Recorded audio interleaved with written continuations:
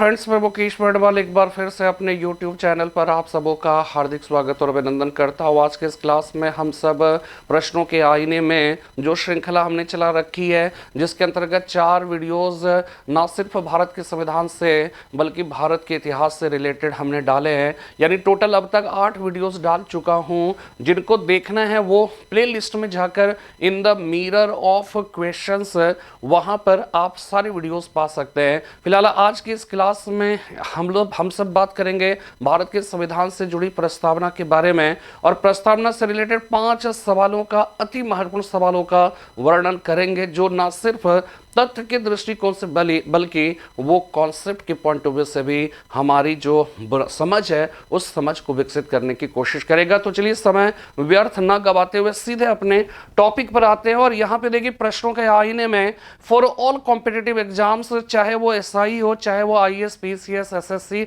हर exams के लिए उपयोगी है। इसलिए से शुरू से अंत तक देखें तो ये 5 क्वेश्चन सेट का ये 5वां जो है वो सेट है। और इसका जो पहला क्वेश्चन है कि किस वाद में उच्चतम न्यायालय ने यह धारणा प्रस्तुत की थी कि उद्देशिका या प्रस्तावना संविधान का भाग है। ठीक है, यानी कि संविधान का ये पार्ट है, ये बात, यानी इसका मतलब ये हो गया कि 1950 में हमारे देश का संविधान लागू हुआ, और 1950 में संविधान के लागू होने के साथ ही यह इस विवाद का जन्म हुआ कि क्या भारत के संविधान का जो प्रीफेस है, ठीक है, प्रीफेस है, ये भारत का संविधान है। और संविधान के प्रारंभ में जब हम प्रीफेस की बात करते हैं तो ये प्रीफेस लिखा तो गया, लेकिन क्या ये संविधान का पार्ट है या नहीं है? क्या इसमें संसद या विधायिका हमारी जो है इसमें संशोधन कर सकती है अथवा नहीं? क्या यह न्यायालय में प्रवर्तनीय है अथवा नहीं? ये तमाम तरह के जो है विवाद उठते चले गए। इस बात को ध्यान रखिएगा कि संविधान का अंग है अथवा नहीं, पहली बात, न्यायालय में प्रवर्तनीय है अथवा नहीं, दूसरी बात, और तीसरी बात कि संविधान के अन्य जो उपबंध है उन उपबंधों की तरह प्रस्तावना में हमारे देश की जो विधायिका है वो उसमें संशोधन कर सकती है अथवा नहीं। ये तमाम तरह के सवाल थे, तमाम तरह के विवाद थे, और उन विवादों की प्रकृति में हम सब प्रवेश करते हुए आज इस बात को समझें कि जो सवाल है वो सवाल ये है कि वो कौन सा ऐसा वाद है जिसके अंतर्गत माननीय सुप्रीम कोर्ट ने ये कहा कि जो प्रस्तावना है वो संविधान का अंग है, पहली बात। दूसरी बात कि उसमें भी संसद जो है वो उसी तरह से संशोधन कर सकती है जिस तरह से भारत के संविधान के अन्य जो है वो कहे कि उपबंधों में करती है। और तीसरी इंपॉर्टेंट बात कि ये बात सही है कि जो प्रस्तावना है वो न्यायालय में प्रवर्तनीय नहीं है,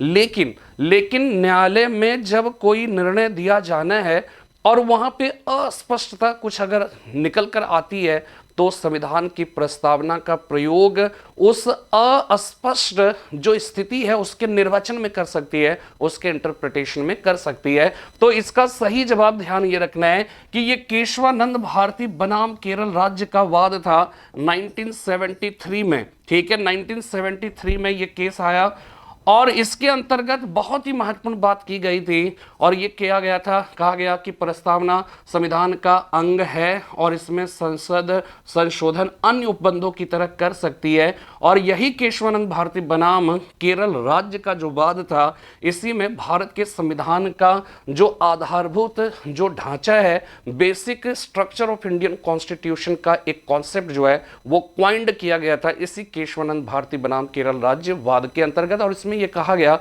कि आर्टिकल 368 के अंतर्गत हमारे देश की जो संसद है उस संसद को संविधान के किसी भी उपबंध में संशोधन करने का राइट है, लेकिन साथ में उसने यह भी कहा कि संशोधन इस तरह से नहीं होना चाहिए कि भारत के संविधान की जो कह सकते हैं कि उसकी आधारभूत जो विशेषता है, उसके जो बेसिक फीचर्स हैं वो बेसिक फीचर्स ही नष्ट हो जाए। ठीक है, और फिर लेकिन इन्होंने क्या किया कि इसने वो जो basic features of Indian constitution है उसको परिभाषित नहीं किया, उसको अमूर्त छोड़ दिया, एब्स्ट्रैक्ट छोड़ दिया, और समय समय पर जैसे जैसे किसी तरह का जो भी मामले आते थे उस मामले में जब इंटरप्रिटेशन की ज़रूरत होती थी तो उसी इंटरप्रिटेशन के क्रम में यह धीरे धीरे स्पष्ट होता गया कि भारत के संविधान की जो आधारभूत विशेषता है वो विशेषता क्या क्या, जैसे सेक्युलरिज्म की बात हो गई या फिर पार्लियामेंट्री सिस्टम ऑफ गवर्नमेंट जो है ये हमारे देश के संविधान की बेसिक फीचर है। इसी प्रकार जो है फेडरल स्ट्रक्चर ऑफ गवर्नमेंट हो गया, parliamentarian system of government secularism हो गया, ठीक है। इसी तरह से जैसे आर्टिकल 32 को जो है भारत के संविधान की आधारभूत जो है विशेषता मानी गई, इसी प्रकार जो है प्रस्तावना को भारत के संविधान की आधारभूत विशेषता मानी गई। तो इसका मतलब ये नहीं है कि उच्चतम न्यायालय ने यह कहा कि आधारभूत विशेषता अगर है तो उसमें भी संशोधन कर सकती है, लेकिन संशोधन उस आधारभूत विशेषता के और मजबूतीकरण में होनी चाहिए और विस्तारीकरण में होना चाहिए, उसको कमजोर करने के लिए नहीं। और इसीलिए आप देखिएगा कि हमारे देश के संविधान की जो प्रस्तावना है उस प्रस्तावना में जो है वो कह के संशोधन किया गया 42वां संविधान संशोधन के अंतर्गत। उसमें जो है वो कह सकते हैं कि जो अखंडता, समाजवाद और पंथ निरपेक्ष शब्द जो है जोड़ा गया। तो ये जोड़ा जाने से प्रस्तावना कमजोर नहीं हुआ और मजबूत हुआ और सशक्त हुआ और उसका विस्तार हुआ। तो इससे ये पता चलता है कि वे इसकी संशोधन कर सकते हैं बेसिक फीचर में भी, लेकिन उससे उस संशोधन से वो कमजोर नहीं होना चाहिए बल्कि और भी सशक्त होना चाहिए। तो फिलहाल ये आप इस प्रश्न की बात करें तो किस वाद में उच्चतम न्यायालय ने यह धारणा प्रस्तुत की थी कि उद्देश्य का यह प्रस्तावना संविधान का भाग है, तो इसका सही जवाब हो जाएगा केशवानंद भारती बनाम केरल राज्यवाद। जबकि इसके पहले यूनियन ऑफ इंडिया बनाम जो है गोपाल राज्यवाद था।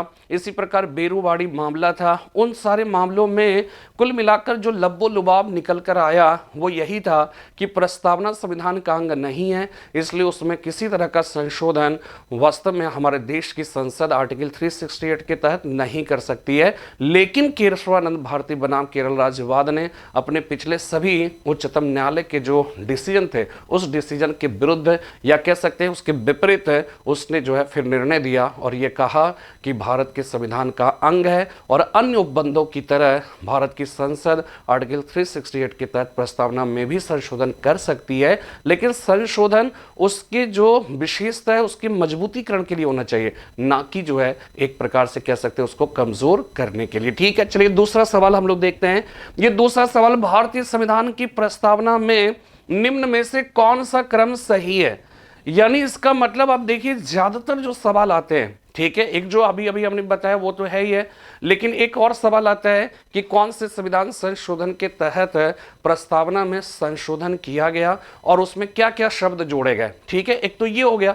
ये बहुत सिंपल सा सवाल है। जब फैक्ट्स से पूछा जाएगा सवाल तो फैक्ट्स तो यही है, लेकिन क्या है कि फैक्ट्स में वो सब भी आ जाते हैं कि जब हम प्रस्तावना की बात करते हैं तो आपको ये ध्यान रखना है कि वो प्रस्तावना जो भारत के संविधान की कुंजी है, किसी ने ठाकुरदास भार्गवा ने इसे भारत के संविधान की आत्मा का, ठीक है, आत्मा कहा। तो जो आत्मा है हमारे देश के संविधान की या फिर जो भारत के संविधान की कुंजी कहलाती है, तो जब तक आप उसे रटेंगे नहीं, जब तक आप उसे मतलब जो है गेट बाय हार्ट जिसको कहते हैं कंठस्थ जब तक आप नहीं करोगे, तो जाहिर सी बात है कि उसमें आपको बहुत सारे ऐसे सवाल जो थोड़े कठिन होते हैं उन सवालों का आप जवाब देने की स्थिति में नहीं रहेंगे। और वो अभी देखेंगे, जैसे ये पहला जो सवाल है यहाँ पर, ये दूसरा सवाल है, लेकिन ये पहला सवाल है जो कॉन्सेप्चुअल है कि भारतीय संविधान की प्रस्तावना में निम्न में से कौन सा क्रम सही है।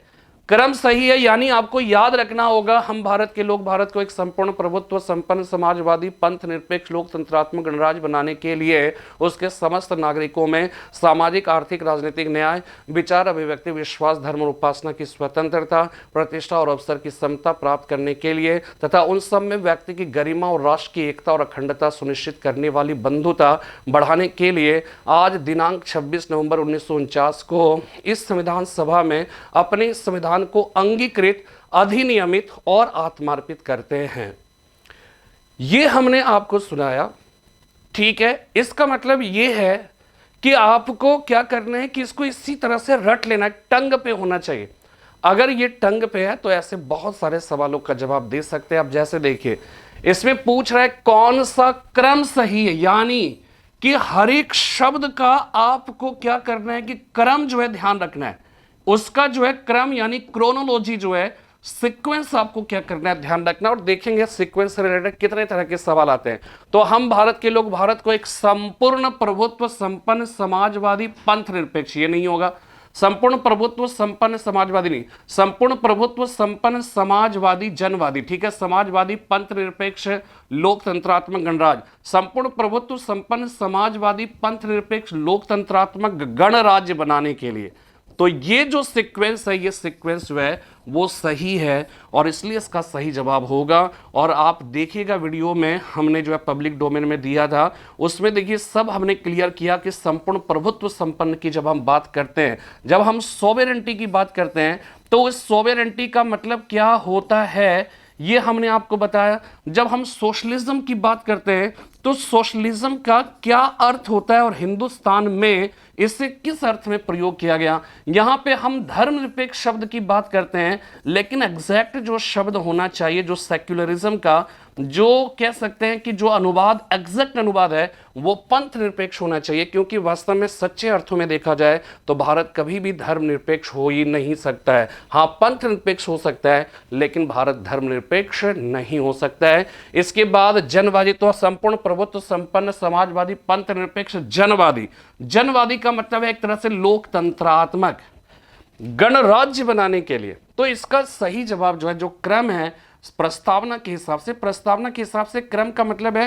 कि अगर ये समाजवादी इधर लिख देते, संपूर्ण प्रभुत्व संपन्न उधर लिख देते, तो ये सही तो होता, लेकिन जब क्रम की बात आती है तो आपको ये देखना है कि पहले भारत के संविधान की प्रस्तावना में कौन सा शब्द, फिर कौन सा, फिर कौन सा, फिर कौन सा शब्द आया, इसके बारे में क्या है कि डिस्कस करना है। नेक्स्ट जो है तीसरा सवाल, 26 नवंबर 1949 ईस्वी को अंगीकृत, ठीक है, जो एडॉप्टेड जो भारतीय संविधान है उसकी प्रस्तावना में कौन से शब्द सम्मिलित नहीं थे।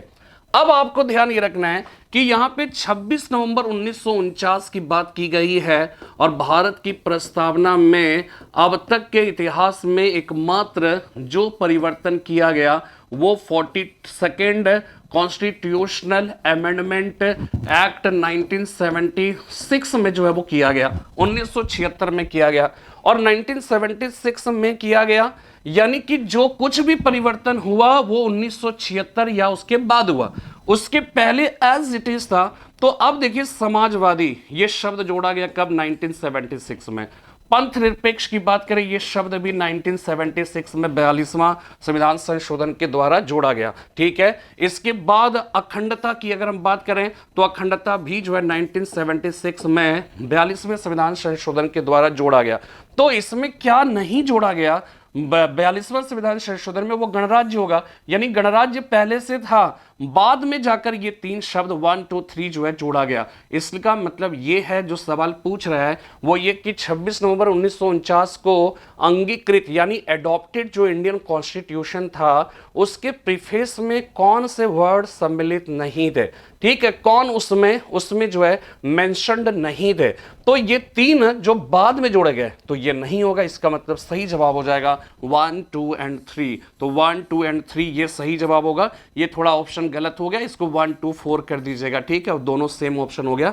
तो 1 2 4, तो इसका सही जवाब है 1 2 और 3 ना कि 2, यानी कि ये इसको छोड़कर शेष कोई शब्द जो है वो 1949 के संविधान में शामिल नहीं था। नेक्स्ट चौथा सवाल है कि भारतीय संविधान की प्रस्तावना में भारत को एक धर्मनिरपेक्ष राज्य, ये अक्सर इस तरह के शब्द का प्रयोग किया जाता है। ये सारे चूंकि आए हुए सवाल, इसलिए मैं इसमें कोई बहुत ज्यादा परिवर्तन नहीं कर रहा हूं।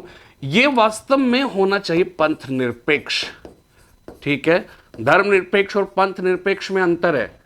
और महादेवी वर्मा ने, उन्होंने भारत के राजनीतिज्ञों से बात की थी, सवाल किया था कि भारत सच्चे अर्थों में धर्मनिरपेक्ष हो कैसे सकता है, भारत धर्म सापेक्ष होगा। तो यानी कि वहां पे धर्मनिरपेक्ष और पंथ निरपेक्ष, इन दोनों में अंतर है। लेकिन फिलहाल यहाँ पे धर्मनिरपेक्ष को हम पंथ निरपेक्ष या पंथ निरपेक्ष को धर्मनिरपेक्ष मानकर ही बात कर रहे हैं। तो भारतीय संविधान की प्रस्तावना में भारत को एक धर्मनिरपेक्ष राज्य घोषित किया गया है। इसका तात्पर्य क्या है, तो देखिए पहला ऑप्शन, राज्य धर्मनिरपेक्ष लोगों के हितों की रक्षा करेगी, ठीक है, धर्म विशेष के बजाय सर्वधर्म समभाव को बढ़ावा देगा, बहुसंख्यकों से रक्षा हेतु अल्पसंख्यकों को बढ़ावा देगा, राज्य का धर्म से कोई मतलब नहीं होगा। ठीक है, अब यहां पे देखिए, समझिएगा कि यहां पे बी और सी, बी और डी, ठीक है, ये तो नहीं होगा, ये तो नहीं होगा। अब यहां पे देखना कि धर्म विशेष के बजाय सर्वधर्म समभाव को बढ़ावा देगा। अब चूंकि देखिए भारतीय संविधान की प्रस्तावना की बात की गई है, ठीक है, अगर हम सामान्य तौर पे ये समझे कि धर्मनिरपेक्ष, ये कुछ ना हो और लिखा हो कि धर्मनिरपेक्ष का क्या तात्पर्य होता है, उसमें यह नहीं लिखना है कि भारत, लिखा है कि भारत के संविधान के अनुसार। अगर धर्मनिरपेक्ष की बात आएगी, ठीक है, अगर आप सेक्युलरिज्म का डेफिनेशन जो है आप देख लीजिए किसी भी संविधान, किसी भी जो है डिक्शनरी में, तो उसमें साफ तौर पे लिखा होगा कि सेक्युलरिज्म का तात्पर्य होता है कि राज्य का अपना कोई धर्म नहीं होगा।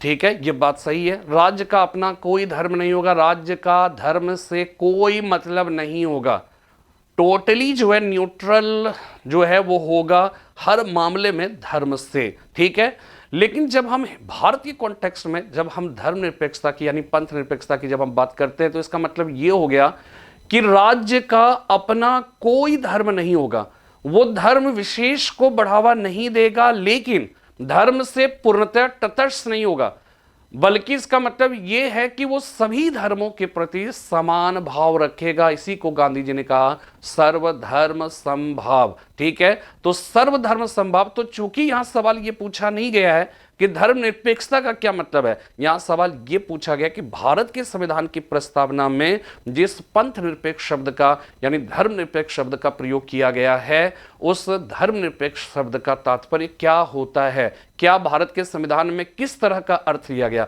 क्या यह अर्थ धर्म से पूर्णतया तटस्थ भाव है या धर्म के प्रति सापेक्ष भाव है, लेकिन धर्म विशेष के प्रति नहीं, बल्कि सभी धर्मों के प्रति समान भाव, समान जो है वो कह कि हम आचरण वो करेगा, और इसीलिए इसको सर्वधर्म समभाव कहकर पुकारा गया। तो दोनों अर्थ है, लेकिन अगर एब्सोल्यूट अर्थ में देखा जाए तो ये होगा, लेकिन चूंकि भारत के संविधान की बात की गई तो इसमें कहा गया धर्म विशेष के बजाय सर्वधर्म समभाव को बढ़ावा देगा। इसका सही जवाब ये हो जाएगा, बी हो जाएगा, इसका सही जवाब डी नहीं होगा। लेकिन अगर यही सवाल हो जाता कि धर्मनिरपेक्षता का तात्पर्य क्या होता है, ठीक है, तब हो जाएगा राज्य का धर्म से कोई मतलब नहीं होगा, लेकिन जब बोला जाएगा भारत के संविधान के हिसाब से क्या होगा, तो हो जाएगा धर्म विशेष के बजाय सर्वधर्म समभाव को बढ़ावा देगा। ठीक है, पांचवा सवाल है, संविधान की उद्देशिका पर विचार कीजिए और दिए गए कूट में से सही उत्तर का चयन कीजिए। तो देखिए, सबसे पहली बात, पहला लाइन है कि न्यायालय में लागू होता है। अब आप बताओ, संविधान की उद्देशिका क्या न्यायालय में प्रवर्तनीय है?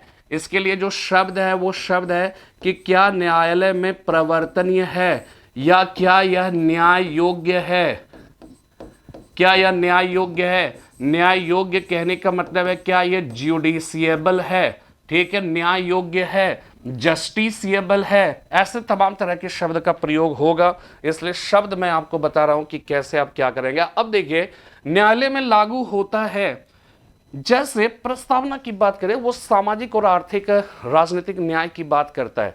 अगर आपका सामाजिक आर्थिक न्याय नहीं हो रहा तो आप न्यायालय में जाकर इस आधार पर उस सामाजिक और आर्थिक न्याय का दावा कर सकते हैं कि वो भारत के संविधान की प्रस्तावना में उल्लिखित। आप न्यायालय में जाके कहिए कि प्रस्तावना में उल्लिखित है वो मुझे नहीं मिल रहा है, हमें वो चाहिए, तो क्या सुप्रीम कोर्ट उस आधार पर आपके इस दावे को स्वीकार कर सकती है? ठीक है ना, वो कर सकती है कि नहीं, यानी प्रस्तावना के आधार पे हो सकता है अथवा नहीं। तो ध्यान रखिएगा, अगर न्यायालय में प्रवर्तनीय है जब हम कहते हैं, इसका मतलब है कि उसको एक ग्राउंड बनाकर आपके बात को जो है वो कहे कि सुप्रीम कोर्ट परसू कर सकती है, उसको आगे ले जा सकती है। ठीक है, तो यहां पर जो है वो ध्यान रखिएगा, ऐसा नहीं है।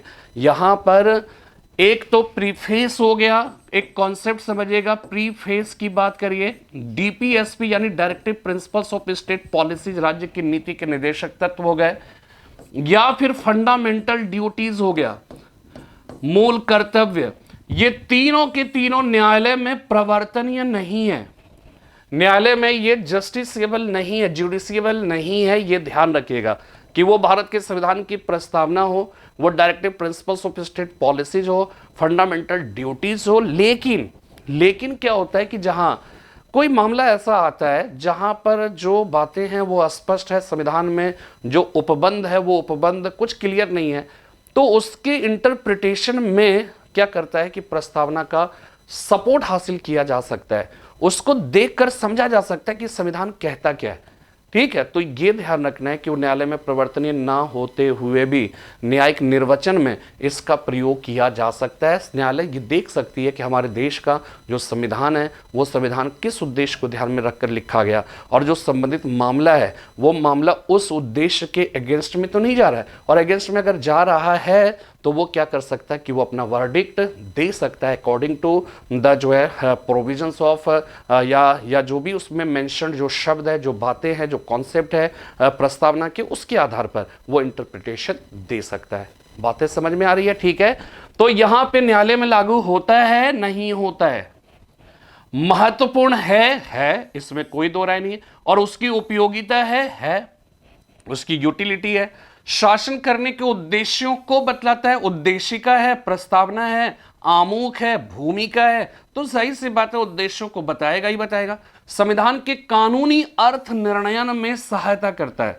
यानी कि ये तीनों के तीनों सही है, ये गलत है। ठीक है, तो यानी कि इसका सही जवाब हो जाएगा 2, 3 और 4, यानी ये जो है 2, 3 एंड 4 ये इसका सही जवाब है।